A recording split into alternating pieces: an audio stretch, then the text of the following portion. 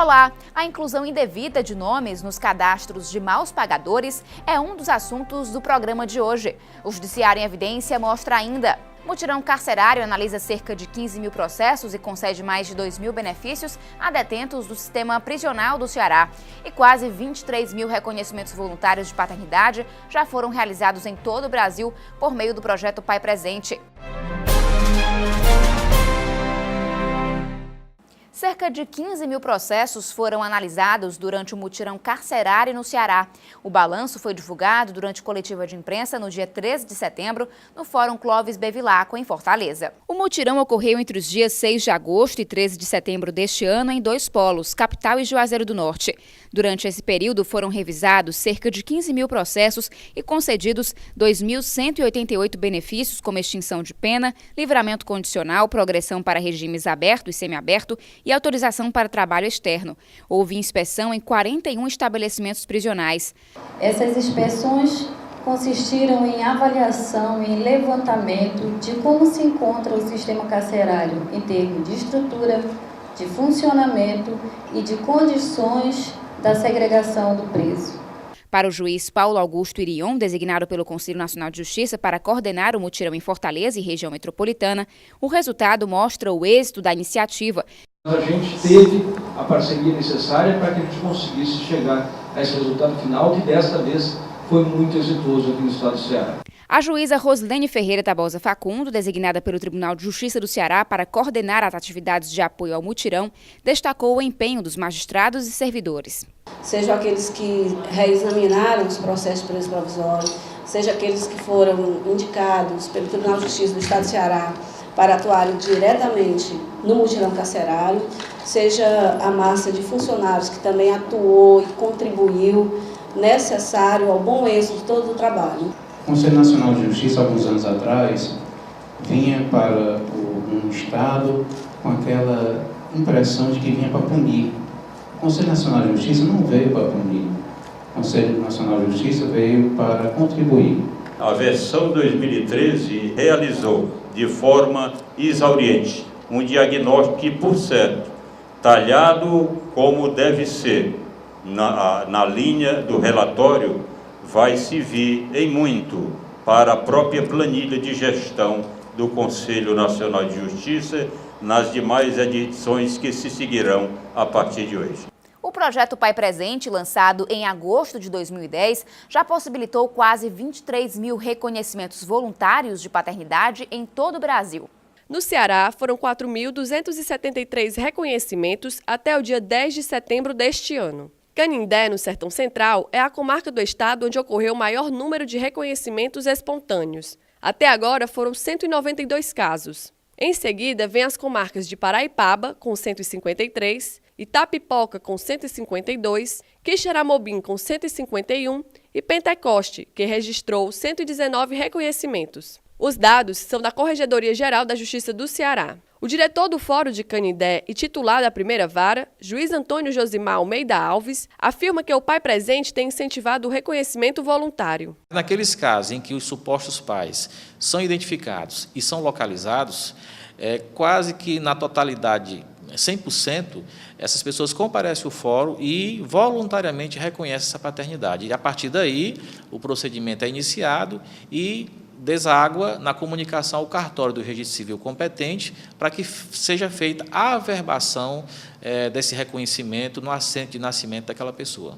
A estudante Larissa Moreira conheceu o pai somente aos 18 anos. Ela é uma das beneficiadas pelo projeto na comarca de Canindé. Eu mesma dei entrada junto com ele e foi muito bom. Estou muito emocionada, até a gente já se encontrou no sábado e no domingo para conversar, a família dele comigo também, e os filhos que ele tem em outro casamento, também foi muito bom.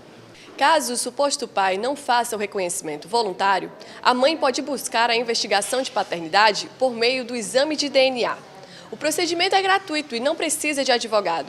Basta buscar a vara responsável pelo projeto Pai Presente na comarca onde a família reside. De acordo com a Corregedoria Nacional de Justiça, responsável pelo projeto em conjunto com as corregedorias estaduais, os juízes de todo o Brasil realizaram quase 23 mil audiências. O número de exames de DNA passa de 13 mil.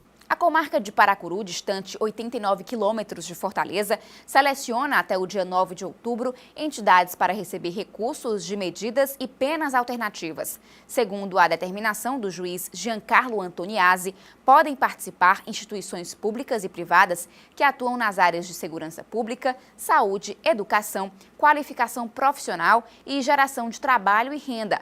Mais informações no Fórum de Paracuru, na rua São João Evangelista, sem número, bairro Campo de Aviação. A inclusão indevida de nomes em listas de restrição ao crédito é o tema da nossa entrevista. A gente volta depois do intervalo.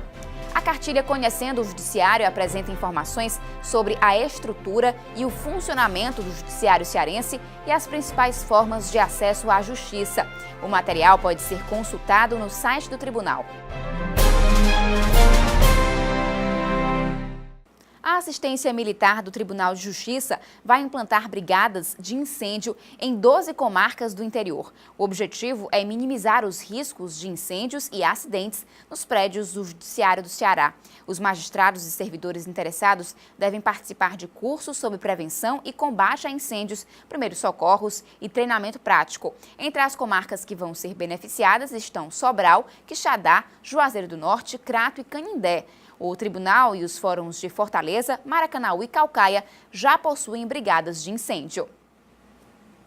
Bancos, lojas, companhias telefônicas, algumas empresas têm cadastrado indevidamente nomes de pessoas nos órgãos de proteção ao crédito.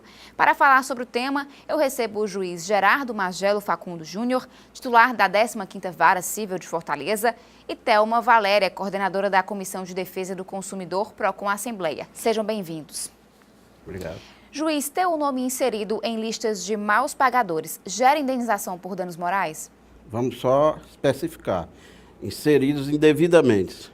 Quando inseridos indevidamente, gera o direito à indenização por dano moral, certo? Por parte daquele que inseriu o nome do consumidor em cadastros restritivos ou mesmo inserido seu nome em protesto de títulos e cartórios, junto a cartórios. Coordenadora, as reclamações envolvendo negativação indevida têm aumentado? Tem aumentado bastante. Os consumidores têm se queixado bastante, principalmente após esse novo modelo de clonagem de cartões de crédito. Então, na maioria das vezes, eu tenho verificado o quê? Que o consumidor ele chega desesperado junto ao Procon, porque o seu nome está negativado, impedindo até mesmo de ele realizar uma compra do seu desejo, como eu recebi há poucos dias, não conseguiu concluir o financiamento da casa própria, porque o nome estava negativado indevidamente. Teria, no caso, a sua carteira de identidade teria sido roubada, e ela foi clonada e foi feito várias compras em vários locais na cidade, inclusive até um carro zero. E essa consumidora estava totalmente prejudicada. Então, nesse caso, ela provando nos autos, ela tem sim como ser restituída, né, com a reparação de danos, tanto materiais como morais, caso ela tenha tido algum prejuízo também material por conta das compras indevidas. Juiz, quando a empresa vem se defender na justiça, em geral, quais são os argumentos nesses casos? Primeiramente, ela tenta se eximir, alegando que está exercendo o direito dela de credora, certo? A empresa credora de uma obrigação assumida. E consequentemente, também, ela alega a culpa exclusiva do terceiro. No caso aí, o terceiro é o fraudador. Mas aí não cabe essas alegações, porque toda empresa tem a questão do princípio do risco da atividade, né? Ela é prestadora de serviço, fornecedora de serviço, ela tem que tomar os devidos cuidados para quando da contratação de qualquer obrigação, com os dados apresentados, documentos, tudo. Juiz, a pessoa que está com o nome sujo por causa de dívida que ela assumiu, tem direito à indenização caso outra empresa faça inscrição indevida do nome? Ela tem direito a que seja excluído o nome dela do cadastro, se essa inscrição for indevida. Agora, o dano, a reparação por aquela inscrição indevida, não, porque o dano se dá aí da inscrição indevida, porque subtém-se que a pessoa que teve seu nome escrito indevidamente, se encontra num estado incomum. Aquela vexame dela de ter seu crédito negado, seu nome exposto na praça, ela já não pode alegar quando tem um nome já inserido regularmente. Thelma, quais as consequências para o consumidor que está nos cadastros de devedores? Bem, uma das consequências é exatamente o impedimento, né, que ele vai ter junto aos bancos, até mesmo se ele passar num concurso público, né, quando ele for pedir uma certidão, caso se faça necessário, ele poderá ter prejudicado se ele estiver incluso, né, no cadastro negativo. Ele não vai poder financiar um imóvel, não vai poder alugar um imóvel, não vai poder adquirir um veículo novo, porque ele não vai poder realizar nenhum tipo de negócio com o nome negativado. Juiz, ter o nome cadastrado indevidamente nos órgãos de proteção ao crédito fere a dignidade da pessoa? Fere. Ultrapassa a esfera extrapatrimonial, né? E o Código de Defesa do Consumidor também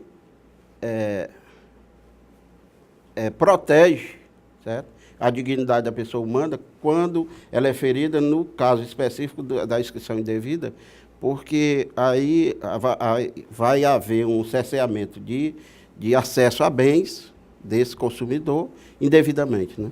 Fora o vexame, o martírio. E até mesmo, às vezes, uma exposição pública, dependendo da situação, né? Dependendo do local onde ele está buscando esse crédito, né? E ainda é mais humilhante porque quando ele vai atrás da empresa, certo? Geralmente o banco, o financeiro, eles se negam a regulamentar, alegando esse prejuízo, com culpa exclusiva de terceiro, que não sabem que não podem alegar. Né? E tem até consumidores que chegam ao ponto de adoecer, né? Ficar com problemas por conta de uma situação de ter seu nome negativado e ele se sentir prejudicado. Então, temos que levar também em consideração esse lado, né? Do consumidor, toda essa situação vexatória que ele passa, humilhante, até mesmo, às vezes, ele fica com problema de saúde. O que a pessoa deve fazer quando fica sabendo que o nome está sujo? Primeiramente, ela deve saber qual foi a empresa, né, qual foi o banco que negativou o seu nome. Após isso, ela deve se dirigir a esse local para tentar, se for indevido, né, para ela tentar saber qual foi a forma e por que foi, qual foi a dívida. Eu tenho observado que, muitas vezes, o consumidor ele só adquire essa informação quando vai realizar uma compra ou um financiamento.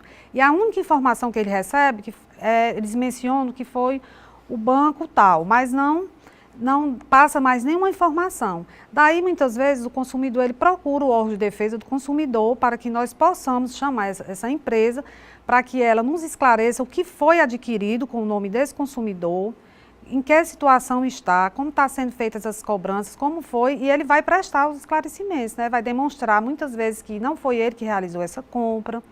Ele leva o boletim de ocorrência, apresenta a sua documentação.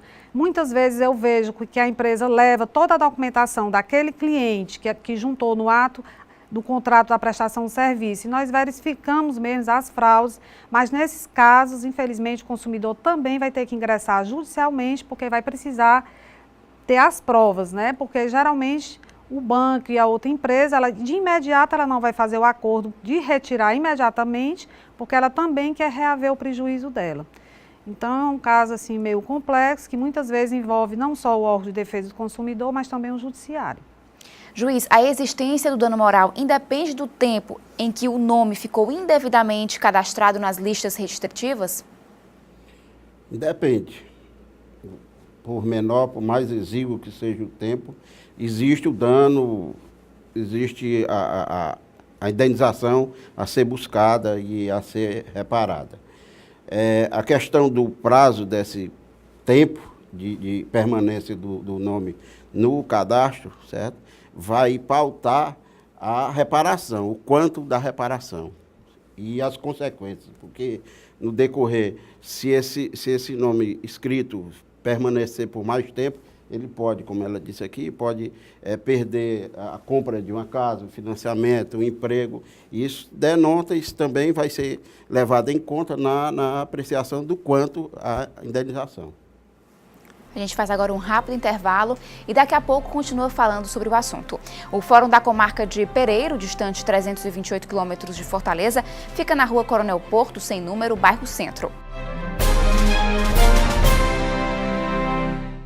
O Judiciário em Evidência está de volta. Hoje estamos falando sobre os casos de inclusão indevida nos órgãos de proteção ao crédito. Os nossos entrevistados são o juiz Gerardo Magelo Facundo Júnior, da 15ª Vara Civil de Fortaleza, e Thelma Valéria, coordenadora do PROCON Assembleia. Juiz, como provar o dano moral nas situações de cadastro indevido? Pela inscrição, só o fato de o consumidor ter o seu nome inscrito nesses órgãos de restrição ao crédito, como o SPC, Serasa, o mesmo CADIM, ou ter um título protestado, título de crédito protestado junto a cartório de ofício, né? Só o fato já enseja a indenização. Já existe até no julgamento também, eu já levo muito em conta, só a posição do STJ de que só a existência do fato já permite que você inflija à empresa já a indenização por dano moral. Coordenadora, esse problema pode ser considerado defeito na prestação de serviço? Com certeza, né? Porque a prestação de serviço ela não é eficaz a partir do momento que ela não toma os cuidados, né, na hora da contratação desse serviço, ou então até mesmo daquele produto que o consumidor está adquirindo, e que possa lhe causar esse dano, o seu nome ser futuramente negativado junto aos órgãos e causar outros danos para o consumidor, né? Quando o nome do consumidor está negativado, ele com certeza terá prejuízos, né? Juiz, a empresa responde pelo dano mesmo quando for constatada fraude de terceiro? Responde porque o nosso Código de Defesa do Consumidor adotou a teoria do risco da atividade, né? Teoria do risco do exercício da atividade. O fornecedor, o prestador de serviço, é responsável pelo serviço que ele presta. Se ele, através de fraude de terceiros ou fraude de pessoas prestadoras, empregados deles mesmos, fez com que houvesse uma inscrição indevida no nome do consumidor, ele vai ser responsabilizado. E existe facilidade para fazer empréstimos consignados, ou seja, com descontos na folha de pagamento? Existe.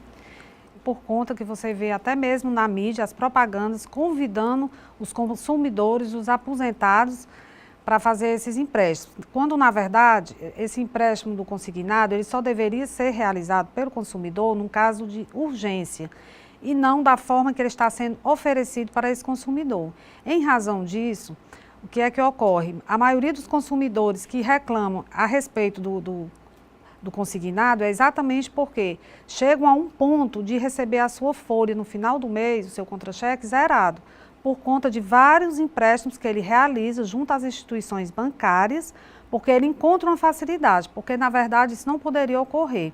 Porque quando você vai solicitar um empréstimo consignado, você tem que ir aos recursos humanos do seu trabalho e solicitar uma margem. Eles têm que fornecer uma margem que você leva ao banco para saber até quanto você pode solicitar.